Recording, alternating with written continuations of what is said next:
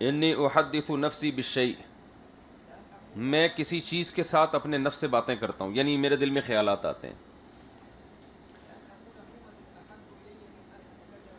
ہاں، اگر میں کوئلہ بن جاؤں تو مجھے زیادہ محبوب ہے اس بات سے کہ میں ان چیزوں پر کلام کروں. یعنی اتنے برے خیالات ذہن میں آتے ہیں بعض دفعہ کہ میں موت اور جلنا گوارا کر لوں مگر وہ الفاظ میں اپنی زبان پہ نہ لے کر آؤں.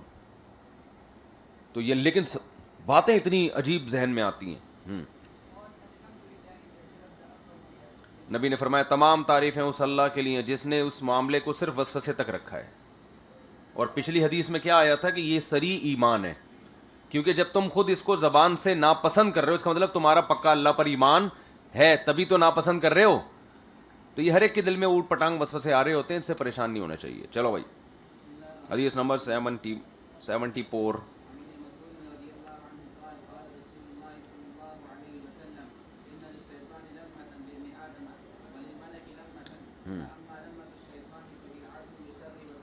ہاں، نبی نے فرمایا، عبداللہ بن مسعود فرماتے ہیں کہ ہر شیطان کے لیے ایک چھونا ہوتا ہے.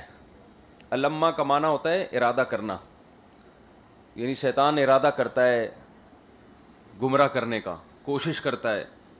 تو شیطان کی ایک کوشش ابن آدم کے ساتھ ہوتی ہے اور ایک کوشش فرشتے کی بھی ہوتی ہے.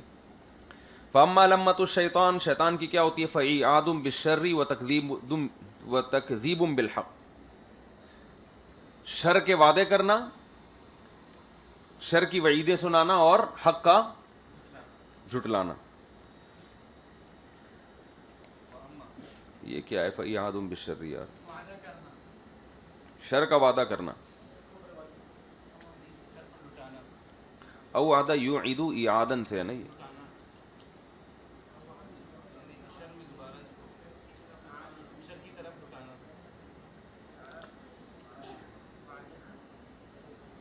اعاد بالشر، شر کا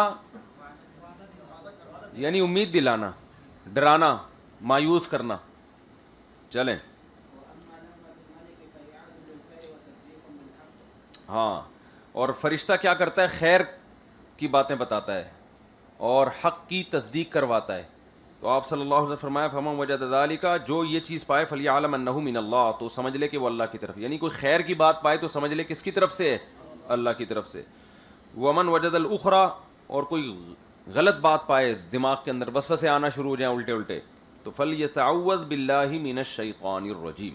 ثم قرأ الشیطان یعیدکم الفقر، شیطان تمہیں فقر و فاقہ کا وعدہ کرتا ہے. صدقہ کرو گے تو شیطان کہے گا تم کیا ہو جاؤ گے؟ فقیر ہو جاؤ گے. تو شر کا وعدہ کر رہے ہیں نا. وَيَأْمُرُكُمْ بِالْفَحْشَاء، اور تم میں بے حیائی کا حکم دیتا ہے. چلو چلو بھائی، میں نے کہا ہے کہ پہلے حدیث نمبر پڑھ لیا کریں، ثواب ملے گا اس میں. جی.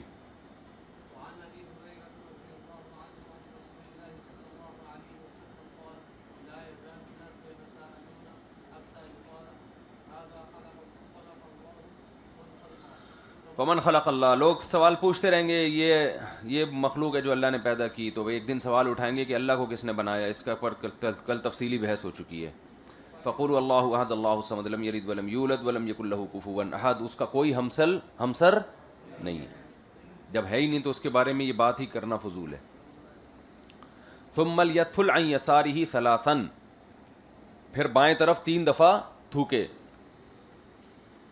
3 دفعہ، اس سے وسوسہ ختم ہو جاتا ہے. اسی طرح سے ڈرانا خواب آئے نا تو شیطان سے پناہ مانگ کے 3 دفعہ تھو کر کے کروٹ بدل کے سو جانا چاہیے. چلو بھائی، اب حدیثوں کا جو آسان ترجمہ ہے وہ ہم چھوڑ دیتے ہیں. بھائی بہت کتاب دیکھ رہے ہو، یہ نہیں ختم ہو سکتی. عبارت پڑھو، جہاں آسان ترجمہ ہے وہاں ضرورت نہیں ہے، اور جہاں کوئی علمی بحث آئے گی تو پھر وہ کر لوں گا. الفصل الثالث.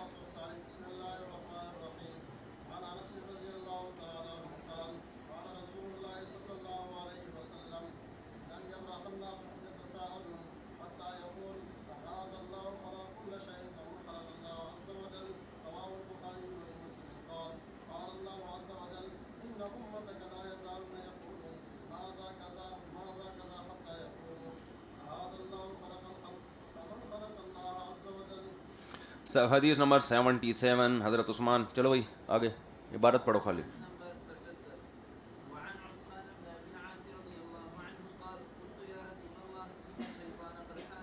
آپ کہہ رہے تھے میں جو طلبہ عبارت پڑھیں گے ان کے مائک لگاؤں گا. ہاں کل تاکہ جو طلبہ عبارت پڑھ رہے ہیں وہ بھی آ جائے نا. چلو یہ بھی صحیح ہے, روزانہ ایک بندے کی باری ہو. چلو بھائی.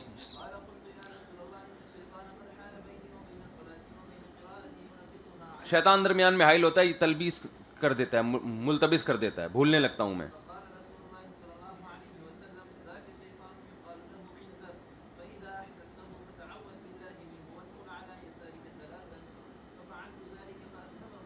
ہاں 3 دفعہ تھوک دو, لیکن مسجد میں جب تھوکیں جب کچی جگہ ہو.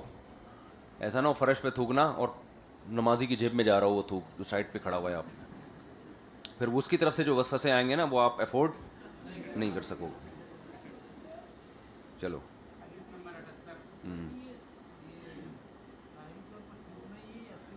تھو ہلکا ہلکا تھوک آئے اس میں, یہ نہیں کہ پورا ناک سڑک کے پورا بڑھنگ, ایسا نہیں ہے, بس تھو اس طرح. چلو ہاں ہاں دیکھو یہ نفسیاتی اثر بھی ہوتا ہے نا, آپ اپنے ذہن سے جھٹک رہے ہو گویا, یہ ایک نفسیاتی علاج بھی ہے. لوگ کہتے ہیں نا بھائی لعنت بھیجو, تو جب آپ کسی نے لعنت ہے اس پر, تو ایک دم اثر ہوتا ہے, آدمی چھوڑ دیتا ہے اس چیز کو. وہ ایک آدمی کا اتنا پریشان تھا, اپنی بیوی بھاگ گئی اس کی, ابھی کل پرسوں کی بات ہے. ہر طرح سے ہم نے بھی کوشش کر لی, اس کی بیوی سے میں نے بھی بات کی, سمجھایا, نہیں آ رہی, اور پتہ نہیں کتنے مہینے ہو گئے. اب وہ لڑکے کی حالت بڑی خراب, تو میں نے اس کو بولا لعنت بھیجو یار. تو جیسے میں نے کہا نا لعنت بھیجو, ایک دم کہتا چلو ٹھیک ہے. یہ نفسیاتی اثر ہوتا ہے بھائی, اس کے دماغ سے خیال نہیں نکل رہا, پاگل ہو گیا ٹینشن میں. تو میں نے کہا لعنت بھیجو یار, کیا کرنا ہے جب ایک عورت تمہارے ساتھ نہیں رہنا چاہتی اور اتنا تم نے اس کا خیال کیا, پھر بھی دفع کرو.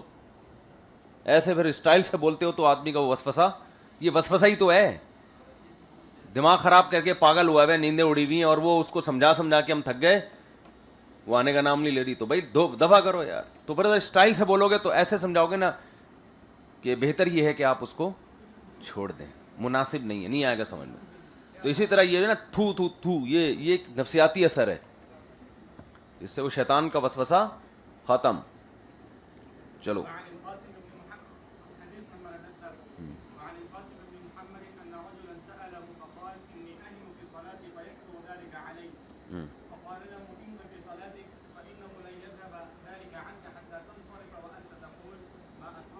حضرت قاسم ابن محمد فرماتے ہیں کہ ایک شخص نے, بڑی زبردست حدیث ہے, انی اہم فی صلاتی, مجھے نماز میں بڑی فکریں آتی ہیں, فیکثر ذلک علی, اور بہت زیادہ ہوتی ہیں, پتہ ہی نہیں چلتا کتنی رکعتیں پڑھی ہیں.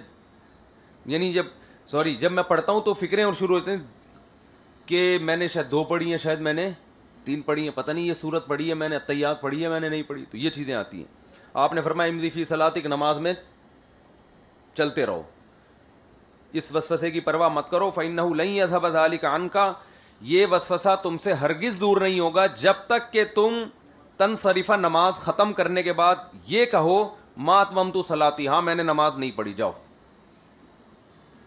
صحیح ہے نا. شیطان جب وسوسہ آئے کہ تیری نماز تو نہیں ہوئی, تو نے تو اتنی رکعتیں پڑھی, بولے ہاں نہیں ہوئی نماز, میں نے اپنی نماز کمپلیٹ نہیں کی ہے, بس میں ایسے ہی ہے, مطلب اللہ ایسے ہی قبول کر لے گا.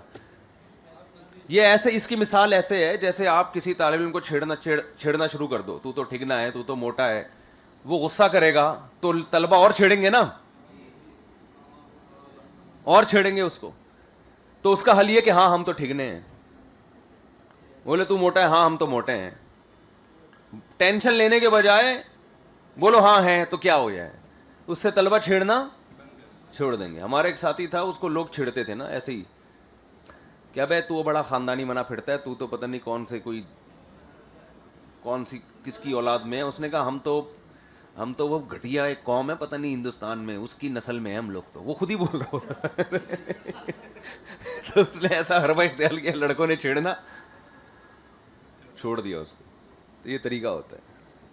تو یہی مطلب ہے کہ شیطان کہہ کہ تو نے نماز مکمل نہیں کی, بولو ہاں بھائی نہیں کی ہے. اور یہ ہم نے بھی نسخہ لوگوں کو بتایا ہے کہ جیسے جن کو غسل کر رہے ہیں نا, ہو ہی نہیں رہا ان کا غسل, گھنٹے ہو گئے شاور کے نیچے, تو میں ان سے کہتا ہوں بھائی آپ بغیر غسل کے نماز پڑھ لو, جتنا ہو گیا ہے, جگہ خشک رہ گئی نا, ہو جائے گی نماز. نہیں ہوگی تو اسی طرح اللہ قبول کر لے گا. بس بولے نہیں ہم ایسے ہی پڑھتے ہیں بس جاؤ. تو یہ وہمیوں کا یہی علاج ہے, سمجھتے ہو. کل ایک آدمی کا فون آیا, حرمت مصاہرہ کا وہم ہو گیا اس کو نا, پتہ نہیں ہو جاتا ہے بعض لوگوں کو, تو مجھے 2-4 دفعہ میں اندازہ ہو گیا اس کو وہم ہو گیا ہے. تو میں نے اس کو یہی بولا, میں نے کہا بھائی کچھ بھی نہیں ہوتا, غلط مسئلہ بتایا کہ جو کچھ بھی ہو جائے کچھ بھی نہیں ہوتا اس سے. تو یہ مجبوری علاج کرنا ہوتا ہے, مطلب یہ کہ تمہارے لیے کچھ بھی نہیں ہوتا کیونکہ تمہیں ہو کچھ نہیں رہا ہے, تمہیں ادھر فالٹ ہے تمہاری کھوپڑی میں. تو ریکارڈ کر دے گا تو نہیں, یہ تو یہ تو وہمیوں کے لیے ہے نا, وہمیوں کے لیے پیکیج ہے. چلو آگے. اس کی مثال ہے جیسے وضو کیا آپ نے, وضو یاد ہے, ٹوٹنا یاد نہیں ہے. اب نماز میں کھڑے ہو تو شاید وضو کہیں ٹوٹ تو نہیں گیا میرا. اب جس کو بار بار یہ وہم آ رہا ہے اس کو بولے بغیر وضو بھی نماز ہو جاتی ہے. ایسی کنڈیشن میں بغیر وضو بھی ہو جاتی ہے. اس کے بغیر یہ شیطان بھاگے گا نہیں, یہ بتا رہا ہوں آپ سے, میں سے چھڑو ہی نہیں.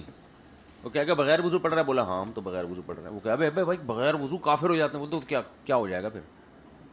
میں ہو رہا ہوں جو بھی ہو رہا ہوں, تجھے کیا تکلیف ہو رہی ہے, یہ میرا معاملہ اللہ کا معاملہ ہے. کیا خیال ہے؟